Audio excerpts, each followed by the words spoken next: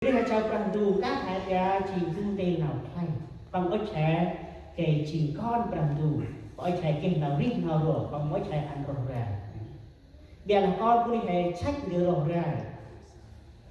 không phải chơi đưa tương lai ở chơi đưa ý rồi thì hay là đưa cười chút là thì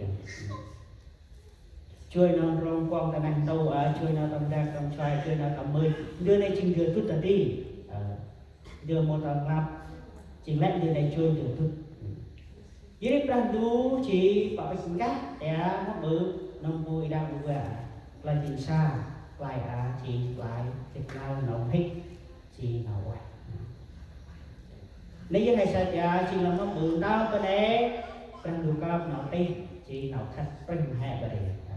nào khách bình hè vậy dưới hay sao chỉ perandu gác thì tao bước perandu thằng chi đàn tu chỉ rất hè vậy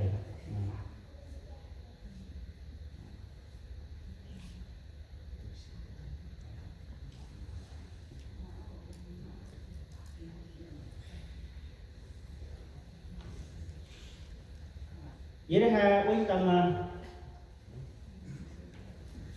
tâm tròn ra trên bàn ra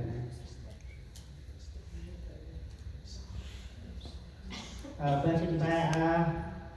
tầm Corinto thứ nhất chương 15 câu 23 nhưng mỗi người theo thứ tự riêng của mình Đấng Christ là trái đầu mùa đến ngày Đấng Christ hiện ra những người thuộc về Ngài sẽ được sống lại. Dưới hai sơ chỉ lòng hết được là tên nào y học rằng du họ bằng chắc theo thứ tự. Chính Brad Giêsu chính là trái đầu mùa, chính là play cuộc đen chưa là nàng tàu là cả những ai thuộc về Ngài, những ai hay là Ku nam ý chót mà perandu chỉ tàu về perandu tên nào perandu bự chỉ thuộc mà perandu bằng một lát lại ngồi cả và là những ai thuộc về Ngài tức là Ku ní ý hir tầm quanh ra chúa quanh ra rít tàu về quanh ra năm Ku Noe cả lẽ tăng phải bàn hạt quanh ra tăng Ku tầm quanh ra jadi hai saat perandu enggak biarlah perandu khách thì bằng khách mà làm đang đầu tiếp vào ono đó Chúa Giêsu chết thay cho tất cả thế giới hay sao từ khoái sân những ai tiếp nhận Ngài và làm theo lời Ngài người đó sẽ được có sự sống đời đời. Biarlah mungkin perandu khách cái đó là mong cho tụi nó bằng khách lắm mà còn kulit anh tua cái đó cũng đi ý chỉ đi sọc tương tao nào perandu là tăng ra cái nào mà tu nào cả chưa tăng ra tương nào mà dưới đây hai khúc nó đang tô cái đi hạt ốc cái nào mực nó ngon cái đơn tiêu bỏ nó quen cái đơn ở ấp tên hay là nói chung là ấp tên hai khúc nó đang tô ở ấp tên nào mực nào tên nào đi nào quay nào trong nào không lạch tâm tuôn áp tên tuôn hay cút vào đây dia là perandu là hè penong là hè người sang lại nào này hè người sang jadi perandu cao hè panjang perandu cao hè tương ý sức khỏe hay nam là tài năng hay nam sự hiểu biết hay nam hè một tiền bừng cái nông perandu thì cao hè hay thì bưng chi nào quay tên được perandu các hè ta là hai cái người sao nó bự bằng rìm mai hè bằng các hè đưa bằng mai hè kèm hè quay dưới đây hai sao cái là một cái gì các cái chụp sao ở Việt Nam tại Hàn Lục chỉ chuyên bị giang anh đại chơi thì lúc chặt tường ta mê một cái giàn xả game đi trong các này tôi tớ cùng gà theo vậy chỉ cùng không gà dưới đây ra bằng các cái này tầm ấp một trăm này bằng các hệ bằng mấy xe thì mà quá vậy là ta là một bữa nào bằng các này chỉ bằng hồn các hệ ta là ra bằng một các hệ chi hai uy nào tây nên không biết là nào tây hai uy kia này chừng là có hai tỷ các nàng đâu uy tưởng không biết là nào tây và uy có hai tỷ tưởng riêng nàng đâu đã tức là hai lá tròn chú hai uy kia nàng đâu này hai uy có hai tỷ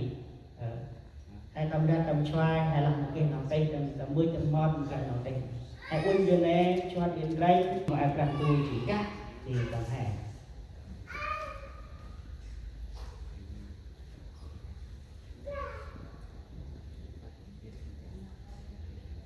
giờ đây tầm 50 tầm cái này đừng tầm 50 à.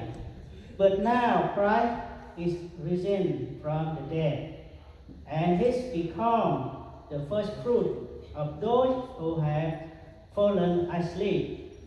For sin by man came death, by man also came the resurrection of the dead. Dưới đây hai sai ta phước Giêsu. Giêsu chỉ bằng cái nào đây không? Bây là bằng trước là nàng tổ. Chỉ bằng trước nó bự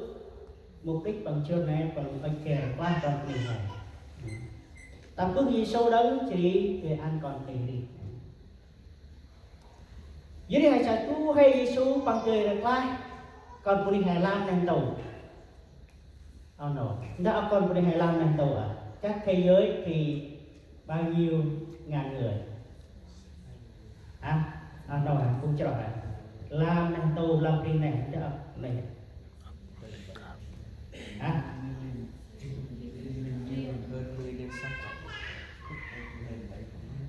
Con của Hà ta nàng tổ làm nàng tổ à chính là năm bậc coi là 7 tỷ hơn, đây là 8 tỷ còn của này thế giới là hay sao tu hay Giêsu bằng người khách mà tham mà hiền tham mà mơn của này là 8 tỷ là hay là của nó hàng tỷ lọt cấp để tham tỷ là ấp còn kích là hay tức ấp hay sao tu hay Giêsu bằng cười là ta còn của này chỉ bằng cười khách tu hay bằng cười bằng cười ăn còn tỉ rít hay sao ấp còn của linh hay sao ta đang tu à tham tẩy của linh hay sao lại tốt ấp một cái này còn tham tẩy thì tốt ấp dưới đây hay sao tốt ấp còn của linh ta đang tu à giờ là ta bước ra Giêsu bằng tu hay chỉ nào khách tu hay thì bằng cười là ba nếu hai sợ tâm cái Giêsu này hai sợ tâm chị bài của kia còn ôi con của đi mẹ kia hay nổi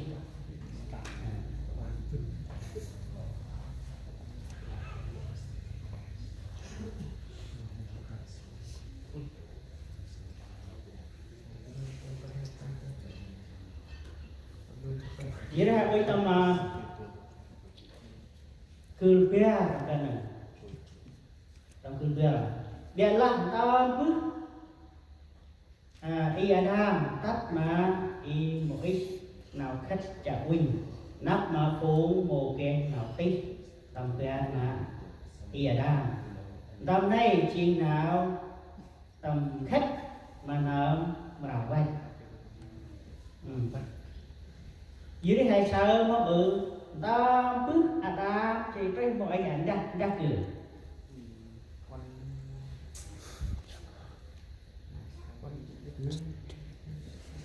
ta cứ Adam đấy mọi người là quan cư con có đi hút tầm nào khách hút tầm nào tây hay sao ấp trên bảo là quan cư thì tức ấp một cái này con có đi móc bự tầm nè tầm cư nè mấy tầm bước tầm khách ông con tầm khách ông đâu mấy chân tầm khách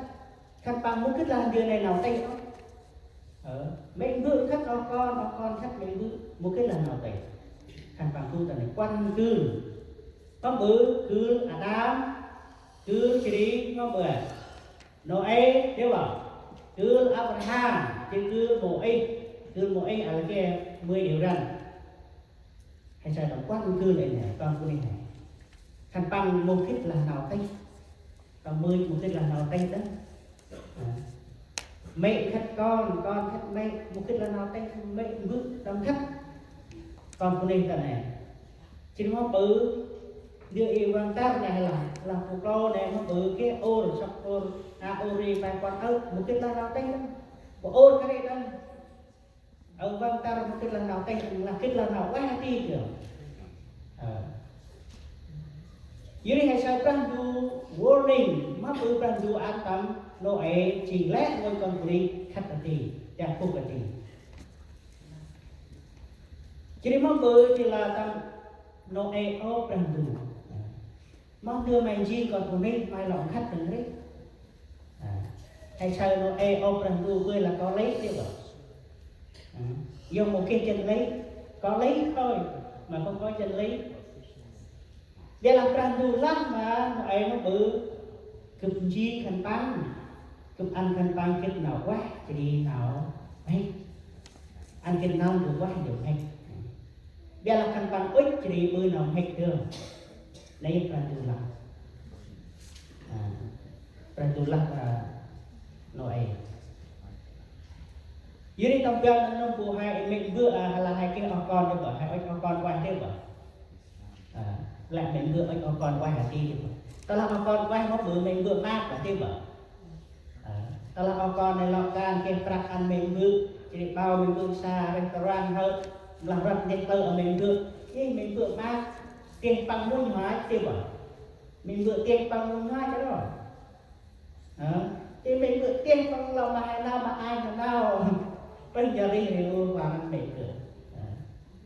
dưới đây hay sợ thì anh chỉ mong bự rằng đường tiền hè còn có trẻ chơi được quá quay kịch nam được quá lai tình tên đường hết để chỉ việc thuộc việc rằng hết không thuộc mà nặng tu làm hết chỉ bằng một cái bươn được qua dưới đây con của đi hãy chuối chỉ đi hát tầm lòng hết chỉ một lượt khách tàu ngoài khách tàu ferry chỉ làm chiều đây khách tàu ngoài hãy tập tầm này khách tàu ferry không bự hãy hàng đọc phạt tôi đây hãy nó bự ui nào luôn chất rằng du một ảnh play chỉ nào tầm quốc tầm ngắp nào rong một ảnh play con của đi là